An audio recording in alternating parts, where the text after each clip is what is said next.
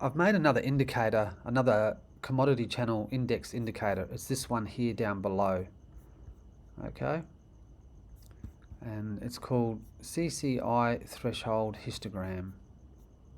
It's made by me, and you can find it on TradingView. It's a very simple indicator, but if you like trading the CCI, it's very powerful. And what it is,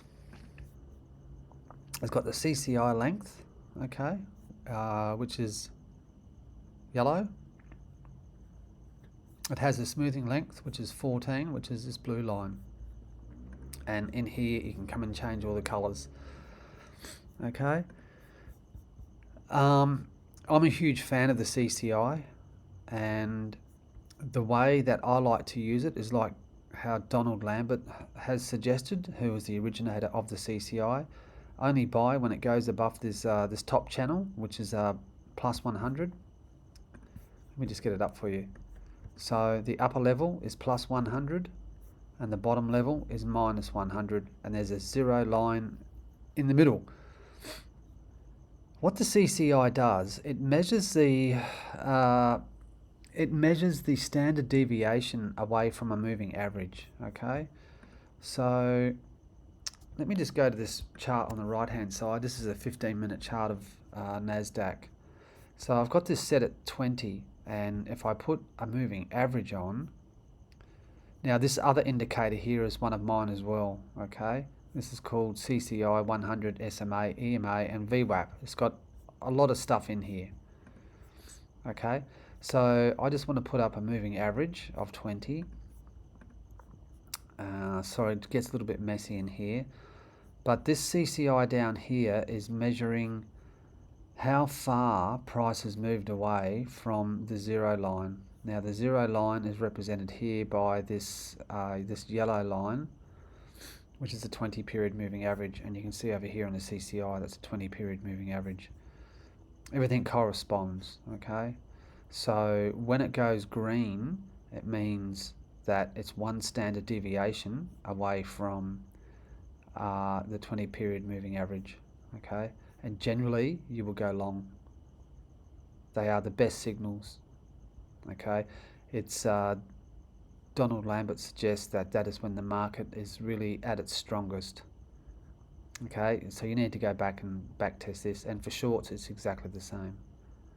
Okay, I've also made a CCI that actually sits on the chart. You actually don't need this one down below. Okay, but sometimes we like to have things down here, which gives us a little bit more visualization. So let me just turn off this moving average. Right.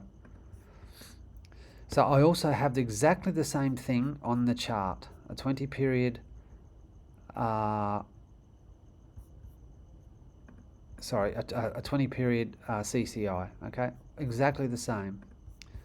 It just looks different. The CCI line, the center line is this, this blue, and the red line is the moving average.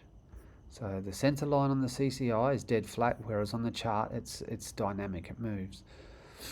So, but you don't know where overbought, it's not overbought, you don't know where to enter here. And this is why this I've made this indicator, okay?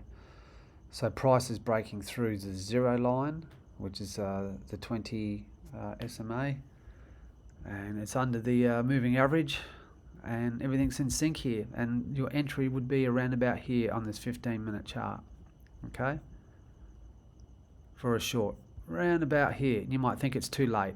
I don't think it's too late. We're scalping, and there's 100 points if you had to grab that through the Asia session today. I think that was today. Hang on.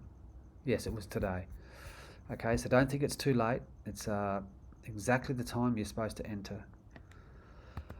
And here's a long round about here. You would have grabbed that for whatever, 50 points on the NASDAQ, and then here. So what it does, it slows you down with trading, and it only makes you trade when the market is at its strongest based on this indicator. Now, what you can do is use two charts, or just use one chart. And here's a 5-minute chart of exactly the same thing. Let me just get back to the Asia session today. So what we have is exactly the same indicator, but I've set the CCI at 60. And why 60? Well, if it's 20, if the CCI is 20 on the 15-minute chart, a 5-minute chart goes into 15 how many times? 3 times. So we need to change the CCI, so it's 5 times 3. Sorry, it's 20 times 3, which is 60, and that's going to approximate the CCI on the 5-minute chart. Okay, it's not pinpoint, precision exact, but it's going to get you in the ballpark. Okay, so it just saves you having to run 2 charts if you don't want to. And you can just scale that for any chart. Just do a bit of maths division and you'll be fine. So this is tonight. So it's the same thing. I have the CCI here on the chart. I've changed that to 60. So now this blue line's like a 60 moving average, 60 period moving average, okay? Which is based off a 15-minute chart. And as you can see, it stops us taking all this crap in here, which you would have had, excuse me, you would have had a loss. All this shit in here, all this shit. We're only interested in these really high energy moves that the market is throwing at us, okay? And price is coming up. In here, there's nothing to do. You can see the CCI line has crossed the 60, which is here, and you can see it's above the moving average. It goes green, off you go, and enter in there somewhere. Your risk to reward is up to you, but however, I would suggest that you exit at least when the CCI line crosses back through the channel here. Okay. Just to confuse you even more, I actually do have channels set on this other indicator. There's the upper line.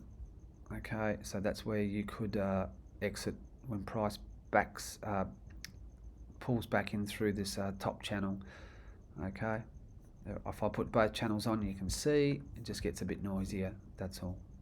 Okay, but if I take that off and I just put let's say a 60 period moving average, probably just there. That's that last one.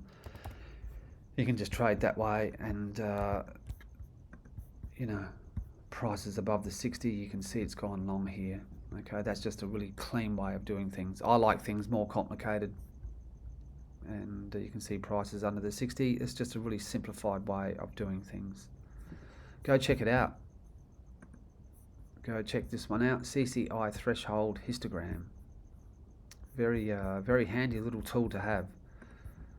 I finally made it. Okay, catch you later.